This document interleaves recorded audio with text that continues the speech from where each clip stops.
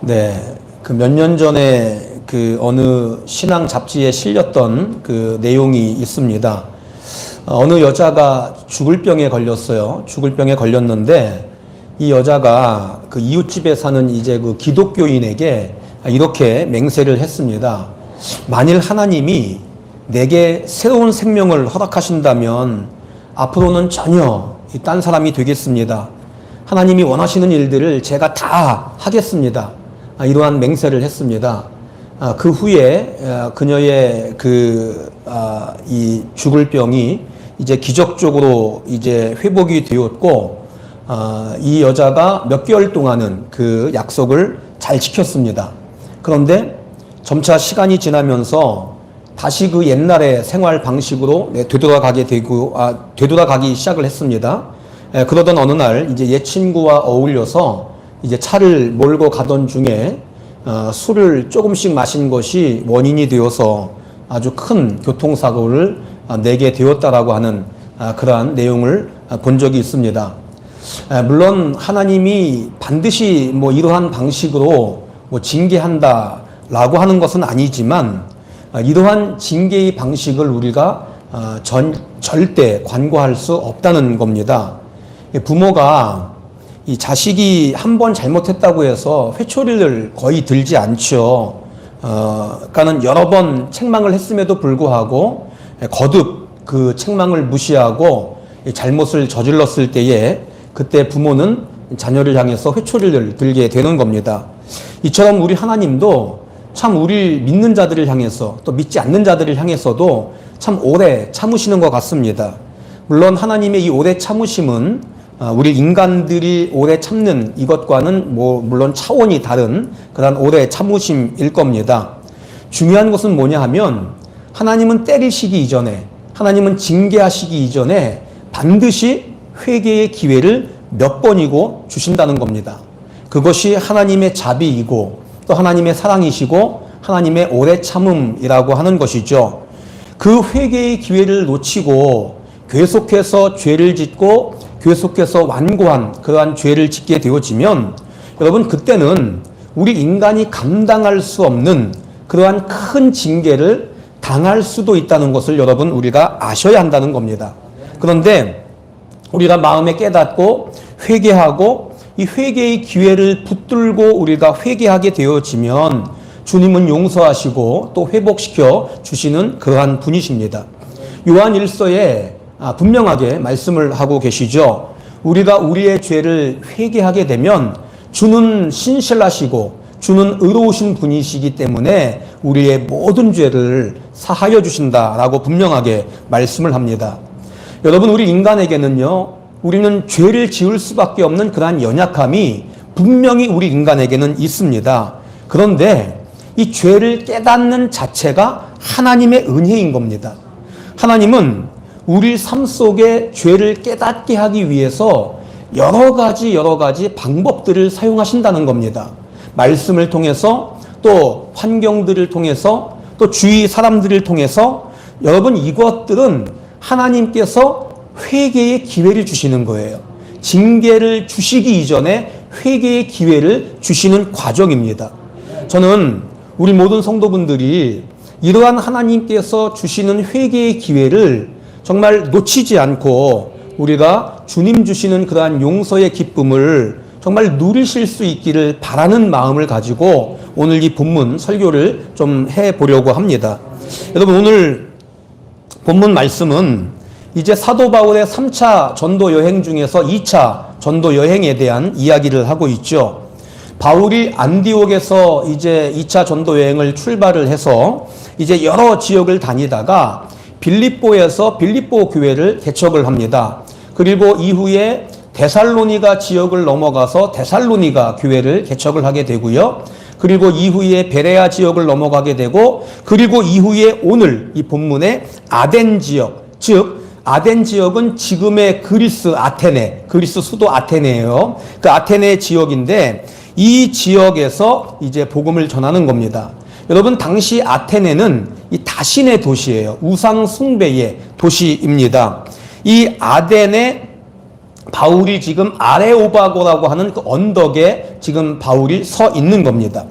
이 아레오바고라고 하는 이 언덕 위로 보면은 파르테논 신전이 있고요. 또 아크로폴리스 신전들이 그 위에 올려다 보이고요.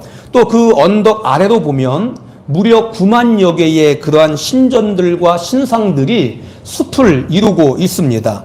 그러니까 이 아레오바고 언덕은 신전들과 신상들에 의해서 둘러싸여 있는 그러한 그 지역이다라고 하는 것이죠. 이곳에서 이 그리스의 중요한 그러한 재판이나 회의가 열렸던 장소입니다. 여러분, 이곳에 바울이 서 있는 겁니다. 이곳에 바울이 지금 공개적인 설교를 하기 위해서 서 있는 거죠. 이 바울의 설교가 오늘 본문 24절부터 이제 31절까지의 내용이 바울의 설교의 내용이에요. 여러분, 바울 설교의 핵심은 무엇입니까? 창조주 하나님을 알지 못했던 그 시대에는 하나님이 우상 숭배하는 것들을 눈감아 주셨지만 이제는 예수님을 통해서 모든 사람들에게 하나님을 알게 하셨습니다. 하나님이 전파가 되었습니다. 그러니 더는 하나님께서 이제 우상 숭배를 눈감아 주지 않으십니다. 반드시 우상 숭배를 심판하십니다. 그러니 이제 회개하셔야 합니다. 여러분, 이 사도 바울의 이 설교, 이 핵심의 내용인데 이 설교의 내용에, 강력한 설교의 내용에 어떤 사람은 설교를 듣고 조롱을 합니다. 또 어떤 사람은 바울이 전한 복음을 듣고 다시 듣기를 또 원하는 사람들도 있고요. 또 어떤 사람들, 몇몇 사람들은 어떻습니까? 바울의 복음을 듣고 믿게 되어진다는 거죠. 이것이 오늘 본문의 그 배경 또 요약을 잠깐 말씀을 드렸습니다. 여러분, 26절을 보니까 오늘 읽은 본문은 아닌데 26절을 보면 바울이 이런 얘기를 해요. 인류의 모든 족속을 한 혈통으로 만드사, 이렇게 말씀을 합니다. 여기서 한 혈통이 누굽니까? 최초의 인간 아담을 가리키는 거죠. 즉 모든 인류의 뿌리는 누구로부터 시작되었다? 아담으로부터 시작이 되어진 거다는 이야기를 합니다.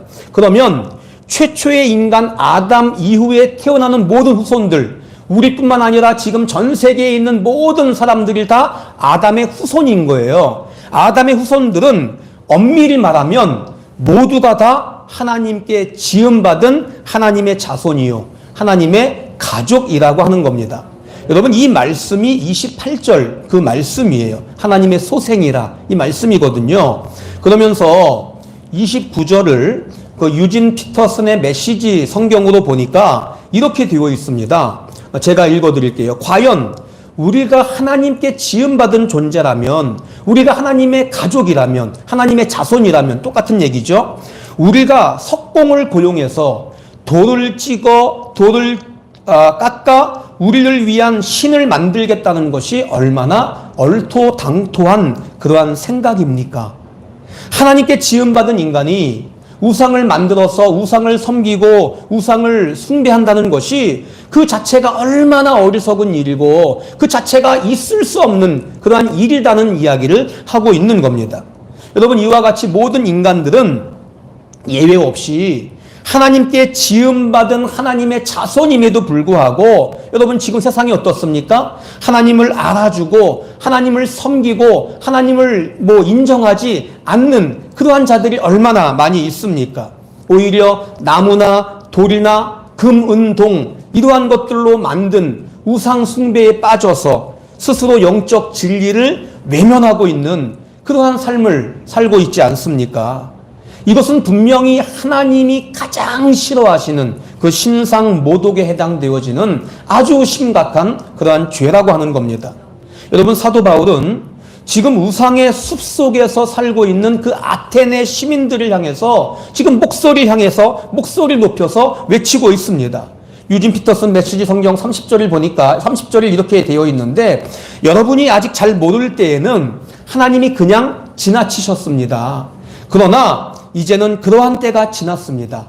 알지 못하던 그 신이 누굽니까? 하나님이 이제는 여러분에게 알려줬고, 이제 그분은 여러분에게 근본적인 삶의 변화를 요구하십니다. 이렇게 이야기를 하십니다. 아테네 시민들은 당시 세계 최대의 도시에 살고 있지만 영적으로는 굉장히 무지했습니다. 그 결과 창조주 하나님을 섬기지 못하고 우상을 숭배했습니다.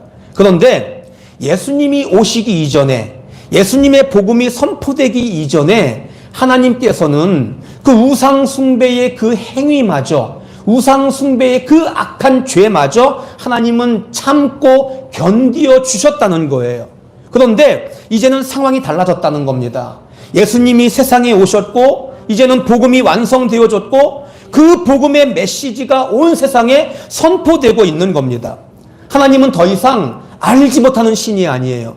하나님은 더 이상 알지 못하던 신이 아니고 이제는 알지 못하던 그러한 시대도 끝이 났다는 겁니다. 그렇기 때문에 복음이 선포되어진 이제는 망설이지 말고 뭐하라? 망설이지 말고 회개하라는 겁니다. 왜 그래요? 더 이상 이제 하나님이 간과하지 않으시겠다는 이야기예요. 이것을 유진 피터스는 근본적인 삶의 변화다, 근본적인 삶의 변화를 일으켜야 한다, 이렇게 이야기를 하고 있습니다. 하나님을 알지 못하던 시대에는 하나님이 그냥 묵인했던 그러한 부분들이 있었어요. 하나님이 그냥 간과했던 그러한 부분들이 있었습니다. 그런데 복음이 선포되어진 상황에서도 근본적인 삶을 통해서 변화하지 않으면, 근본적인 이 회개의 삶이 되어지지 않으면 심판을 받게 되어진다는 겁니다. 여러분, 그렇다면 여기에 궁금증이 있어요.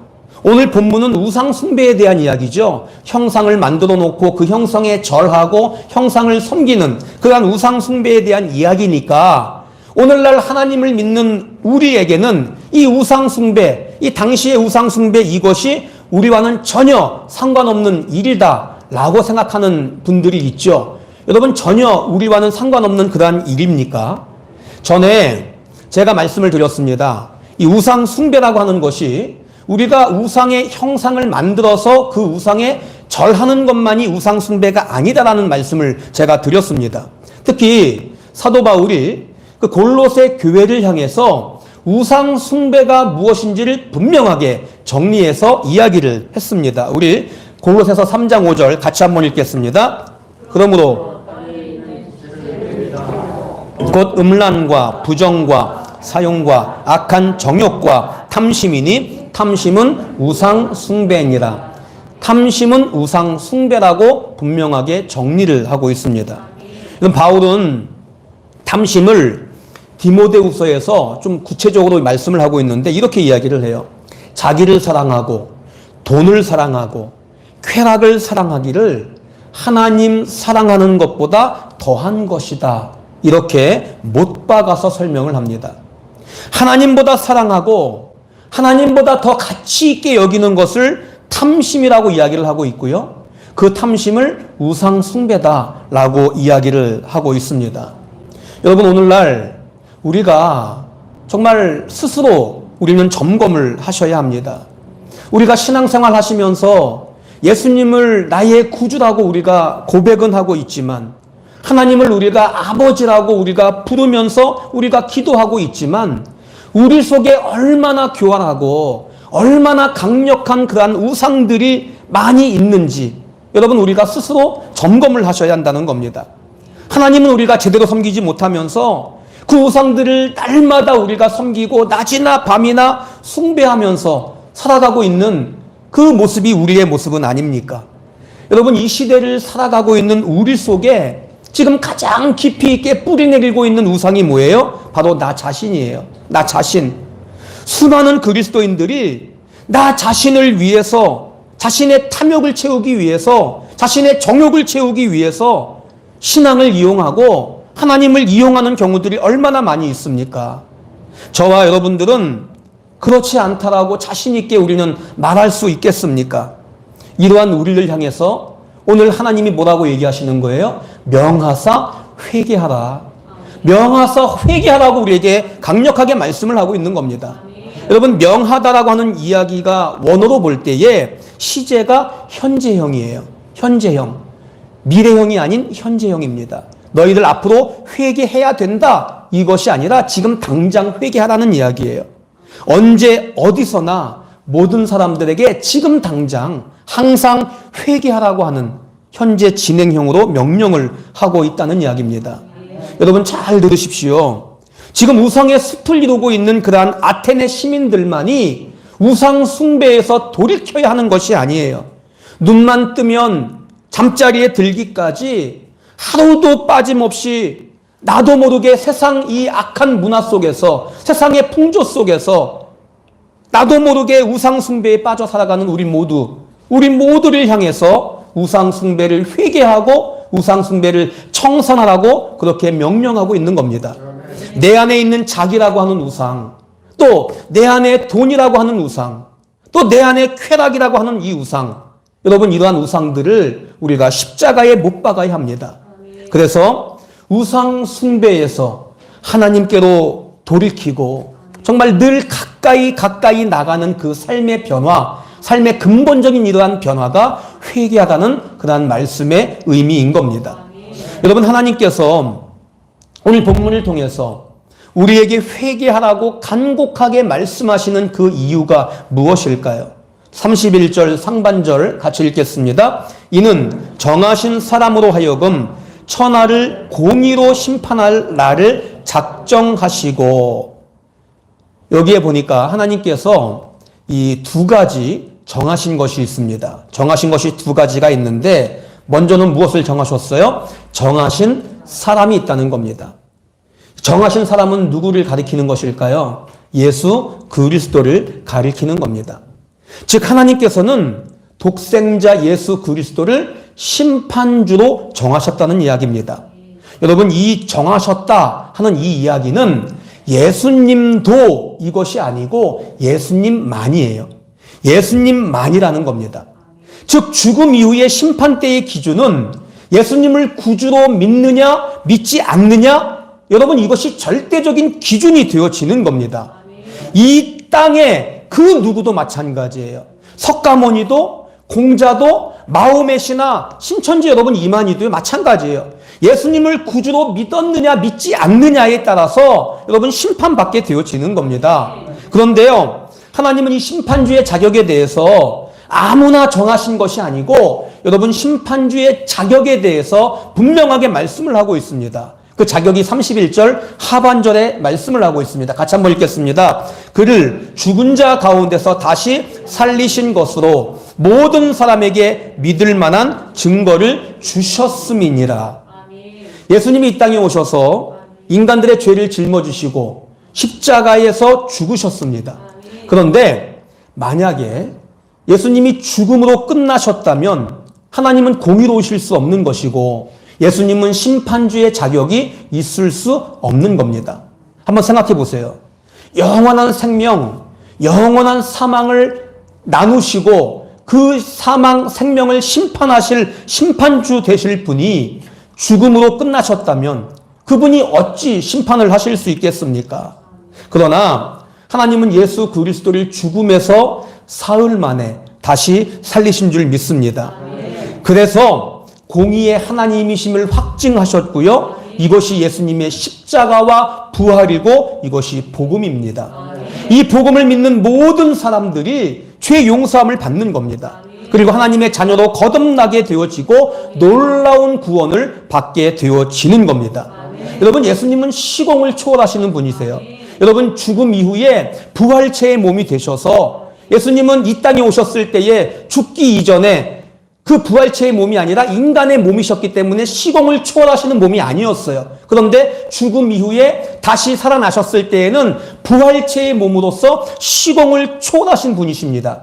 시공을 초월하신 분이시기 때문에 영원히 하나님 보좌 우편에도 예수님은 앉아 계시고요. 예수님을 믿는 우리들 마음속에, 여러분들 마음속에 예수님이 계시는 겁니다. 이것은 예수님이 시공을 초월하시고 영원히 살아계신 분이시기 때문에 가능한 겁니다. 각자의 마음속에 오늘도 살아계시고 정말 시공을 초월하신 그 예수님이 여러분들 마음속에 계시는 겁니다. 그분은 참 하나님이시고 심판주 예수님이신 줄 믿으실 수 있기를 바랍니다. 우리는 이 복음 안에 여러분 날마다 거하셔야 되는 것이고 정말 복음 안에 거하시는 분들은 날마다 세상의 것들보다 하나님을 더욱 사랑하고 하나님께 예배하는 것을 더욱 가치 있게 여기는 그러한 삶의 변화가 있어야 한다는 겁니다.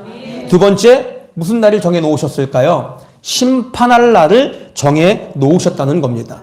심판할 날을 정해 놓으셨다. 이 심판의 날을 작정하셨다는 것은 우리는 심판의 날이 언제인지 알 수 있습니까? 없습니까? 우리는 알 수 없어요. 우리가 알 수 없다고 하나님이 모르시는 것이 아니죠. 하나님은 전지전능하신 분이고 우리를 창조하신 창조주십니다.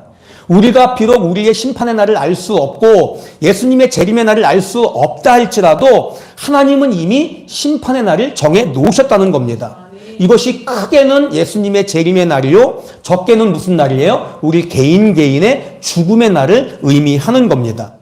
여러분, 누가복음에 보시면 부자의 비유가 나오고 있죠. 부자가 돈을 많이 벌었습니다. 돈을 너무 많이 벌어가지고 막 주체할 수가 없을 만큼 돈을 벌었어요. 그러니까 더 이상 집에는 이제 쌓을 곳이 없기 때문에 자기의 창고를 헐었습니다. 자기의 창고를 헐어서 거기에다가 자기가 벌어놓은 그 돈을 가득 채워놨습니다.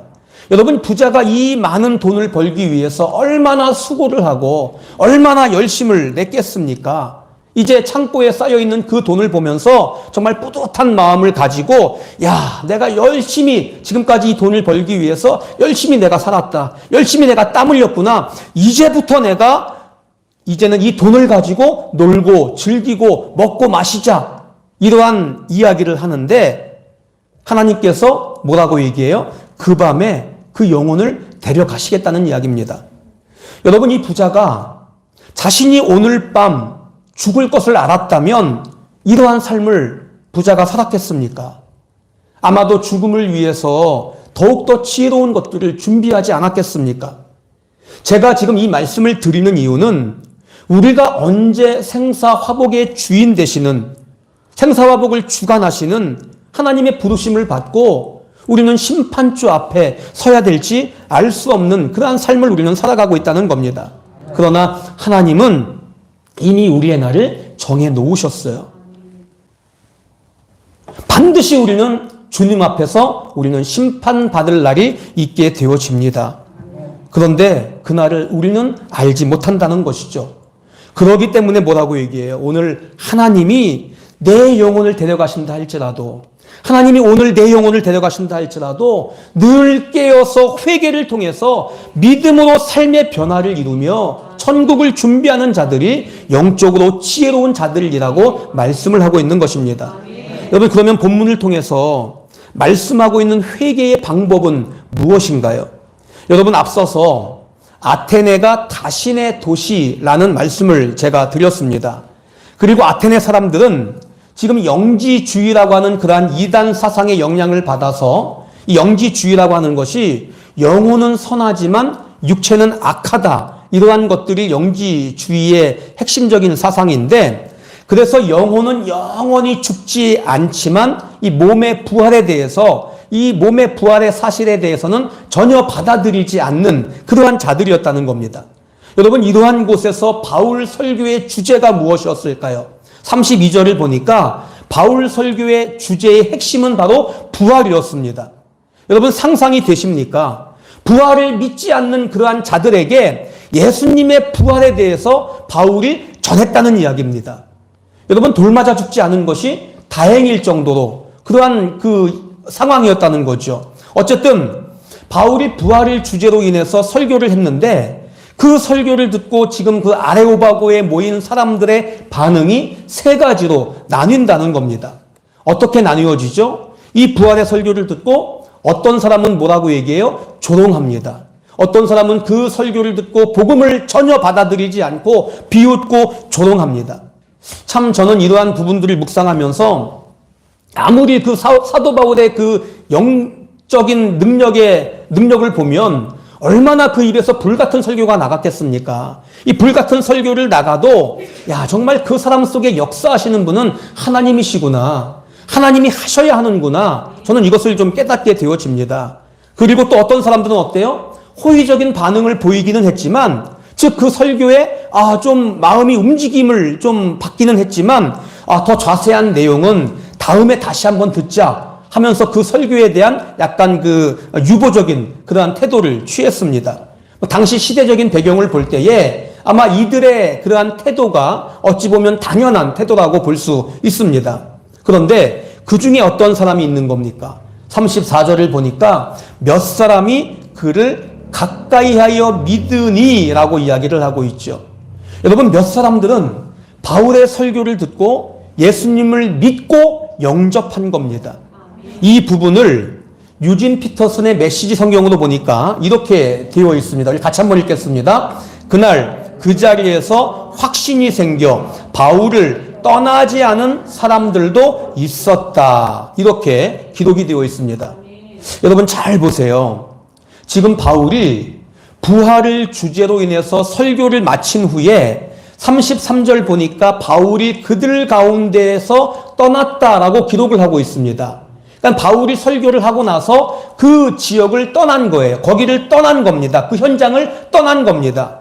그 중에 바울의 복음을 듣고 조롱했던 사람들이 있고요. 또 복음을 듣고 유보한 사람들이 있습니다. 여러분, 그들이 어찌했을까요? 복음을 들었지만 어땠을까요? 다시 자신들의 그 우상 숭배에 죄악된 삶으로 다시 돌아간 겁니다. 그들은 복음을 들었지만 다시 우상 숭배에 죄악된 삶으로 돌아갔다는 이야기죠. 우상 숭배의 삶을 살다가 지금 복음을 통해서 하나님이 회개의 기회를 주셨습니다. 이 굉장히 중요한 이야기입니다. 복음을 통해서 회개의 기회를 주셨지만 그들은 그 복음을 들었지만 회개하지 않고 다시 원래의 우상 숭배에 죄악된 삶으로 돌아갔다는 이야기예요. 그런데 그 중에 바울의 복음을 듣고 회개하고 예수님을 믿은 몇몇 사람들, 여러분 그들은 어찌했습니까? 바울이 아테네에 있는 동안 바울을 떠나지 않았다는 거예요. 바울을 떠나지 않고 다시 우상 숭배의 그 죄악된 삶으로 돌아가지 않았다는 겁니다. 여러분, 이것은 아주 대단한 결단력이에요. 그들은 수십 년 동안 그 자신의 도시 그 아테네에서 또 무수한 신전과 무수한 신상들의 숲을 이루고 있는 그 아테네에서 모든 삶을 우상의 영향을 받으며 그들은 살아왔습니다. 평생의 삶의 터전이 어디에 있는 거예요? 우상의 도시, 그 아테네의 평생의 그 삶의 터전이 거기에 있습니까? 거기에 있는 거 아닙니까? 여기에서 돌이킨다는 것은 쉬운 일이에요? 어려운 일이에요? 이 삶의 터전을 떠난다는 것은 결코 여러분 쉬운 일이 아니라는 거예요. 삶의 패턴을 완전히 바꿔야 하는 굉장히 어려운 일이라고 하는 겁니다. 그렇게 지금까지 우상을 섬기면서 우상을 진리라고 믿고 살아왔는데 하나님이 영의 눈을 열어주셔서 진리를 깨닫고 나니까 그 마음에 무엇이 생겼습니까? 마음에 확신이 생겼다는 겁니다. 그 순간 이들은 다시 우상 숭배의 현장으로 돌아가지 않고 예수님을 믿고 영접하며 그 자리에서 교회를 세우게 되어지는 거죠. 여러분, 오늘날 성도들의 모습은 여러분 어떻습니까? 세상 속에서 하나님 보시기에 얼마나 죄악된 그런 삶을 우리가 지으면서 살아가고 있습니까? 우리가 한 주간 하나님 안에서 하나님 보시기에 참 죄악된 삶을 살아가다가 주일에 교회에 와서 여러분 말씀 듣지 않습니까? 교회에 와서 복음을 듣지 않습니까? 하나님은 이 예배를 통해서 참 많은 것들을 주시기를 원하시지만 하나님은 또 회개의 기회를 우리에게 주시는 겁니다. 이 예배를 통해서 다시금 무너진 한 주간의 그 죄악된 삶을 통해서 무너진 그 영적 질서를 다시금 회복하라고 이 예배의 시간을 우리에게 주시는 거예요. 이 말씀의 시간을 우리에게 주시는 겁니다. 여러분, 그런데요, 복음을 듣기는 듣지만 복음을 무시하고 다시 죄악된 삶으로 돌아가는 성도들이 얼마나 많이 있습니까? 또 때로는 복음을 듣고 은혜를 받기도 합니다. 복음을 듣고 감동을 받기도 하지만 결과는 어때요? 다시 죄악된 삶으로 돌아가는 그러한 성도들이 오늘날 너무나 많이 있고 이것이 오늘날 기독교의 현 주소라고 저는 생각을 합니다. 여러분, 아테네가 아무리 우상 숭배로 타락하고 그 안에 죄가 가득했다 할지라도 아테네 중심부에서 하나님의 말씀이 선포되어지는 것처럼 지금 세상이 아무리 죄악되고 아무리 패역하다 할지라도 하나님은 이러한 죄악된 세상 속에서도 하나님은 말씀하실까요? 안 하실까요? 하나님은 말씀하십니다. 사람들이 어두운 세상 속에서 우리가 깨닫지 못해서 그렇지요. 하나님은 말씀을 통해서, 사람을 통해서, 또한 환경을 통해서 끊임없이 우리에게 말씀하시고 끊임없이 우리에게 회개의 기회를 주신다는 거예요. 우리가 복음을 통해서, 환경을 통해서 깨달음의 은혜를 얻었다면, 깨달음의 은혜를 우리가 받았다면 그 순간 우리는 다짐하시고 그 순간 우리는 결단하셔야 합니다. 그리고 이전에 죄악된 삶으로 다시 돌아가는 것이 아니라 더욱 예수님을 가까이 하기 위해서 애쓰는 것, 여러분 이것이 회개에 합당한 열매인 줄 믿습니다. 예화를 드리고 말씀을 맺겠습니다. 하용조 목사님의 예수님과의 사귐이라고 하는 그 책에 나오는 이야기가 있습니다. 이 목사님이 예전에 미국 워싱턴 그 집회에서 이제 그 한 집사님을 만났습니다. 한국에서 검사로 일했다는 그 집사님인데, 이분은 바쁘다는 핑계로 인해서 신앙생활을 참 제대로 하지 못했던 그러한 분이었습니다. 사실 바쁘다는 것은 핑계였어요. 바쁘다는 것은 핑계고, 이 교회는 다니고 있었지만 이 자기를 우상으로 숭배했던 그러한 삶을 살았다는 거죠. 자기가 잘나야 되고, 자기가 나서야 되고, 자기가 성공하고, 자기가 높아져야 되고, 그러니까 자기를 우상으로 자기 중심적인 그러한 삶을 살았던 겁니다. 그런데 어느 날 설교를 들으면서 그동안 수많은 설교를 들었지만 그동안은 지식적으로만 이해를 했는데 어느 날 설교를 들을 때 예수님이 하나님의 그 아들이심이 정말 참 하나님이시라고 하는 이 사실이 머리가 아닌 정말 가슴으로 그렇게 깊이 있게 깨달아지게 되어지는 그러한 사건을 경험을 하게 되어집니다. 이 사실이 하나님의 음성처럼 들리던 날 그의 삶에 놀라운 변화가 일어나기 시작을 합니다. 늘 감사와 감격이 넘치는 삶을 살게 되고 성경을 하루에 8시간씩 읽게 되었다는 거예요. 8시간씩 읽게 되어지면서 그 성경에 있는 모든 기적들이 모두 사실로 믿어지게 되는 그러한 하나님의 놀라운 은혜를 경험하게 되었다는 겁니다. 그리고 새 출발을 위해서 한국 생활을 접고 미국으로 넘어와서 다시 공부를 해서 이제 변호사가 되어서 약자들을 도와주고 있다라고 하는 그러한 내용을 제가 보았습니다. 여러분 이렇듯이 참 믿음이라고 하는 것은 과거 내가 우상처럼 섬기던 것, 그것이 돈이든 명예든 쾌락이든 자기든 이러한 모든 것들을 십자가에 못 박고 회개하고 더욱 예수님께, 더욱 우리 하나님께 가까이 나가는 것인 줄 믿습니다. 저는 자기를 사랑하지 말라, 돈을 멀리하라 이러한 말씀을 드리는 것이 아니라 이러한 것들을 우리가 예수님보다 더 사랑하기 때문에 이러한 것들이 예수님을 섬기는 데 있어서 예수님을 가까이 나가는 데 있어서 이러한 것들이 걸림돌이 되지 말라는 이러한 말씀을 드리는 겁니다.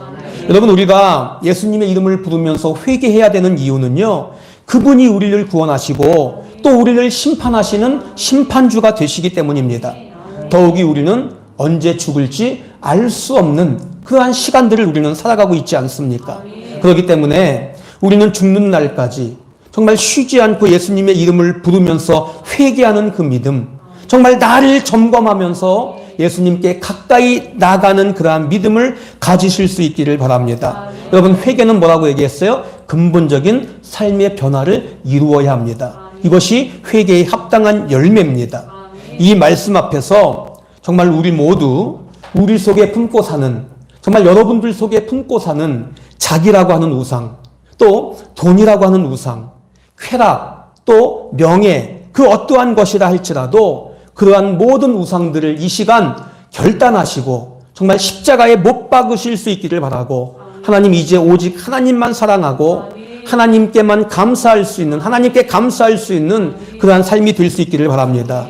정말 이렇게 우리가 믿음으로 회개에 합당한 열매를 맺으면서 기도하게 되어지면 하나님은 반드시 응답하시고요, 우리의 삶을 고치시고 우리의 가정을 고치시고 이 나라 이 민족을 고치실 줄 믿습니다. 오늘 여러분 이 말씀을 통해서 정말 날마다 여러분 회개의 열매를 맺으시며 하나님의 은혜 속에 살아가실 수 있는 우리 모든 성도분들이 되실 수 있기를 주님의 이름으로 축원을 드리겠습니다.